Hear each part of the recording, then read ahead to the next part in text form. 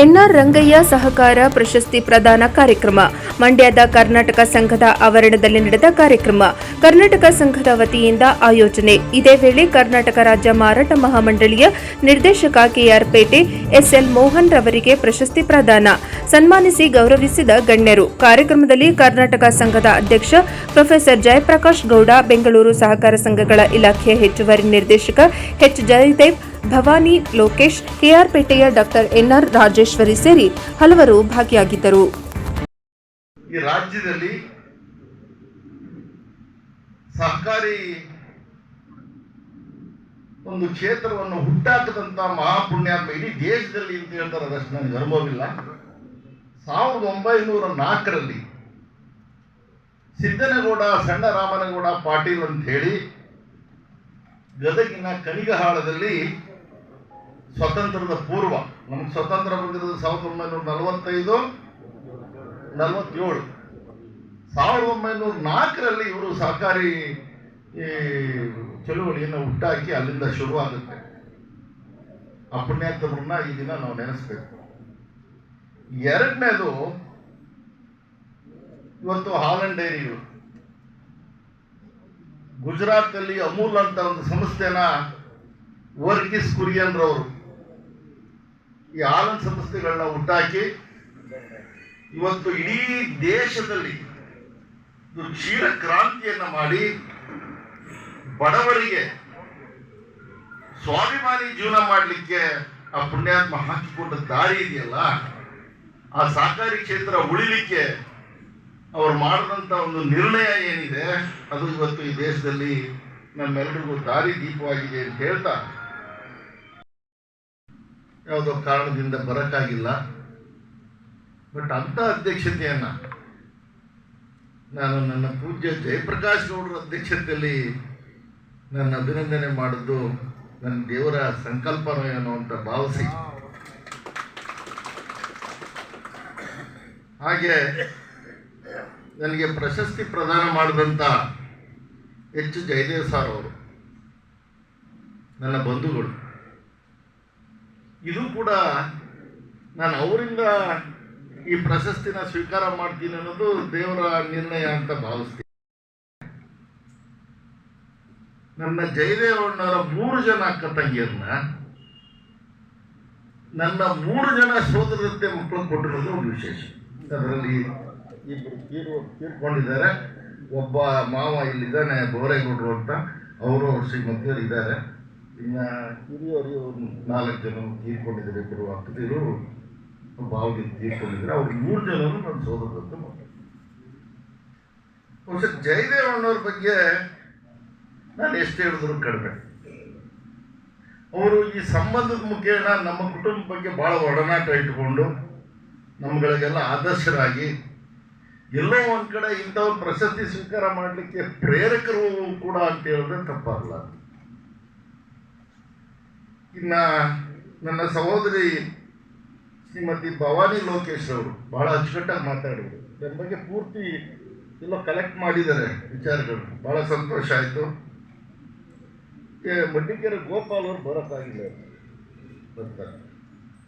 ಇನ್ನೊಂದು, ಇದು ಒಂದು ಭಾಳ ವಿಶೇಷ, ನಮ್ಮ ರವಿಯಣ್ಣವರು ಬಂದಿದ್ದಾರೆ. ಖ್ಯಾತ ವೈದ್ಯರು, ಕ್ಯಾರ್ಪೇಟೆಯಲ್ಲಿ ಅವರದೇ ಆದಂಥ ಅವ್ರ ಮಾವನ ಹೆಸರನ್ನ, ಡಾಕ್ಟರ್ ಗಣೇಶ್ ಗೌಡ್ರ ಹೆಸರನ್ನ ಉಳಿಸಿ ಜನಸೇವೆ ಮಾಡ್ತಾ ಇರತಕ್ಕಂಥ ನನ್ನ ಸಹೋದರಿ ರಾಜೇಶ್ವರಿ ಮೇಡಮ್ ಅವರು ಈ ವೇದಿಕೆ ಮೇಲಿರುವುದು ಕೂಡ ನನ್ನ ಭಾಳ ಪುಣ್ಯದ ಸಂಗತಿ ಅಂತ ಹೇಳ್ತಾ, ಎದುರುಗಡೆ ಕೆ.ವಿ. ಶಂಕರ್ ಗೌಡ್ರು, ಚೌಡಯ್ಯನವರು, ಇವ್ರನ್ನ ನಾವು ಸಾಕಾರ ಅಂತ ಬಂದರೆ ಅವ್ರು ನೆನೆಲೇಬೇಕು. ನಾವು ಈ ಜಿಲ್ಲೆಗೆ ನಮ್ಮಂಥ ಯುವಕರು ಏನಾದ್ರು ಬಂದು ಈ ವೇದಿಕೆಯಲ್ಲಿ ಮಾತಾಡಲಿಕ್ಕೆ ಶಕ್ತಿ ಕೊಟ್ಟಿದ್ರೆ, ಅರ್ಥಪೂರ್ಣವಾಗಿ ಅವರು ಅವತ್ತು ತನುಮನ ಧನ ಸಹಾಯ ಮಾಡಿ ನಿಸ್ವಾರ್ಥ ಸೇವೆ ಪ್ರಾಮಾಣಿಕವಾಗಿ ಚೌಡಯ್ಯನವರು, ಸನ್ಮಾನ್ಯ ಕೆ.ವಿ. ಶಂಕರೇಗೌಡರು, ನಮಸ್ಕಾರ ರಾಮಚಂದ್ರ, ಈ ಸಂಸ್ಥೆಗಳನ್ನ ಹುಟ್ಟಾಕಿ ಜಿಲ್ಲೆಯಲ್ಲಿ ಒಂದು ಕ್ರಾಂತಿಕಾರಿ ಸಹಕಾರಿ ಸಂಸ್ಥೆಗಳು ಉಳಿಲಿಕ್ಕೆ ಸಹಾಯ ಮಾಡೋದಂಥ ಪುಣ್ಯಾತ್ಮರನ್ನ ಈ ಸಂದರ್ಭದಲ್ಲಿ ಜಿಲ್ಲೆಯಲ್ಲಿ ನೆನೆಯಲೇಬೇಕು. ಎಲ್ಲರ ಆಶೀರ್ವಾದ 1995ರಲ್ಲಿ ನಾನು ಫ್ಯಾಕ್ಸ್ಗೆ ಆಯ್ಕೆ ಆಗ್ತೀನಿ. ಅದರಿಂದ ಇದುವರೆಗೂ ಸತತವಾಗಿ 7 ಬಾರಿ ನಾನು ನಿರ್ದೇಶಕನಾಗಿ ಆಯ್ಕೆ ಆಗಿದ್ದೀನಿ, 3 ಬಾರಿ ಅಧ್ಯಕ್ಷನಾಗಿ ಕೆಲಸ ಮಾಡಿದ್ದೀನಿ. ಈ ಸಹಕಾರಿ ನಂಟು ನೀನು ಹೆಂಗಪ್ಪ ಬಂತು ಅಂತ ನೀವು ಯಾರು ಪ್ರಶ್ನೆ ಮಾಡಿದ್ರೆ ಬಹುಶಃ ಇದೊಂದು ಭಾಳ ಸಂತೋಷದ ವಿಚಾರನೂ ಕೂಡ. ನನ್ನಪ್ಪ ಮಾಸ್ಟ್ರು ಹೇಳಿ ಕೇಳಿ SM ಲಿಂಗಪ್ಪನ ಅನುಯಾಯಿಗಳು. ಅವರು ಉಪಾಧ್ಯಾಯರ ವೃತ್ತಿ ಮಾಡಿಕೊಂಡು ನನ್ನೂರು ಸರ್ವಿಸ್ ಕೋಆಪರೇಟಿವ್ ಸೊಸೈಟಿನಲ್ಲಿ ನಿರ್ದೇಶಕರಾಗಿ ಕೆಲಸ ಮಾಡಿ ಇಲ್ಲ ಅವರ ಮಗ ಬಂದಿದ್ದಾರೆ, ರಾಜಪ್ಪನವ್ರ ಮಗ ಶಿವಣ್ಣ ಅಂತ. ನಾವ್ಯಾರು ಇರಲ್ಲ ಇಲ್ಲಿ, ಬಟ್ ಬಂದು ಹೋಗೋ ಮಧ್ಯೆ ಏನಾದರೂ ಒಂದು ಮಾಡಿ ಯಾರು 4 ಜನ ನಮ್ಮಂಥವ್ರು, ನನ್ನೂರಲ್ಲಿ ಯಾರೋ 4 ಜನ ಯುವಕರು ಹುಟ್ಟುಗಳಿ. ಈ ನನಗೆ ಈ ಹವ್ಯಾಸ ಹೆಂಗೆ ಬಂತು ಅಂದ್ರೆ ನನ್ನ ಅಪ್ಪ SM ಲಿಂಗಪ್ಪ DAPCMS ಜನರಲ್ ಬಾಡಿಗೆ ನನ್ನ ಜೊತೆಲಿ ಕರ್ಕೊಂಡು ಹೋಗೋರು. ಚಿಕ್ಕ ಹುಡುಗ ನಾನು ಅಲ್ಲಿ ಹೋಗುವಾಗ ಹಿರಿಯವರು ಮಾತಾಡ್ತಿದ್ದು, ಅವ್ರು ಚರ್ಚೆ ಮಾಡ್ತಿದ್ದು ಎಲ್ಲ ಕೇಳೋದು. ಆ ಹವ್ಯಾಸ ನನ್ನ ಎಲ್ಲಿ ತನಕ ಬಂತು ಅಂದರೆ ಸಹಕಾರಿ ಕ್ಷೇತ್ರದಲ್ಲಿ ಪೂರ್ಣ ಪ್ರಮಾಣಕ್ಕೆ ತೊಡಗಿಸ್ಕೊಂಡು ನನ್ನನ್ನು ನಿಮ್ಮಂಥ ಪುಣ್ಯಾತ್ಮರು 4 ಜನ ಗುಡಿಸುವಂಥ ಕೆಲಸನ ಭಗವಂತ ನನಗೆ ಒಂದು ಸಹಾಯ ಮಾಡಿದ್ದಾರೆ ಅಂತ ಹೇಳ್ತಾ ಒಂದು ನಿದರ್ಶನವನ್ನು ನಾನು ಹೇಳ್ತೀನಿ. 1995-96 ನನ್ನ ಹಿರಿಯ ಜೀವಿ ಕೃಷ್ಣಣ್ಣ ಅಲ್ಲಿ ಕೂತಿದ್ದಾರೆ. ಅವರು ಮತ್ತು ಆ DC ಬ್ಯಾಂಕ್ ಮಹಾಸಭೆಯಲ್ಲಿ ಚರ್ಚೆಯಲ್ಲಿ ಪಾಲ್ಗೊಂಡಿದ್ರು. ಇನ್ನೂ ಭಾಳಷ್ಟು ಜನ ಇದ್ರು, ನಮ್ಮ ಇಂಡ್ವಾಳ್ನವ್ರು ಒಬ್ಬರು ಇದ್ರು, ಭಾಳಷ್ಟು ಜನ ಇದ್ರು. ನನ್ನ ಹೆಸರು ಮಾತಾಡಿದ್ರು. C ಅಣ್ಣೇಗೌಡರು ಅಧ್ಯಕ್ಷ, ನಾನು ನನ್ನ ಫ್ಯಾಕ್ಸಲ್ಲಿ ಅಧ್ಯಕ್ಷ ಆಗಿದ್ದೆ. ನನಗೆ ಜನರಲ್ ಬಾಡಿಗೆ ಹೋಗೋಕ್ಕೆ ಡೆಲಿಗೇಷನ್ಸ್ ತೊಗೊಂಡು ಹೋದೆ. ಹೋಗ್ಬೇಕಾದ್ರೆ ಅಲ್ಲಿ ಕೆಲವು ವಿಚಾರಗಳನ್ನ ಬರ್ಕೊಂಡು ಗುರ್ತಾಕೊಂಡು ಹೋಗಿ ಚರ್ಚೆ ಮಾಡಿ ಅಣ್ಣೇಗೌಡರು ಹೇಳಿದ್ರು, ನೀನು ನನ್ನ ಶಿಷ್ಯ ಬಂದು ನನಗೆ ಎದುರು ಮಾತಾಡ್ತಾ ಇದೀಯ.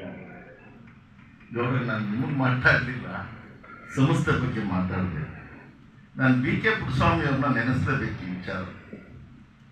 ಗುರುಗಳೇ, ಈ ಕೆಳಗಡೆ ಇಳಿತಾ ಇದ್ದೆ, ಹಿಂದೆಯಿಂದ ನಾನು ಈ ಸ್ಟೆಪ್ ಇಳಿತಾ ಇದ್ದೆ, ಹಿಂದೆಯಿಂದ ಬಂದು 2 ನಿಮಿಷಕ್ಕೂ ಕೈ ಹಾಕಿದ್ರು BK ಪುಟ್ಟಸ್ವಾಮಿ.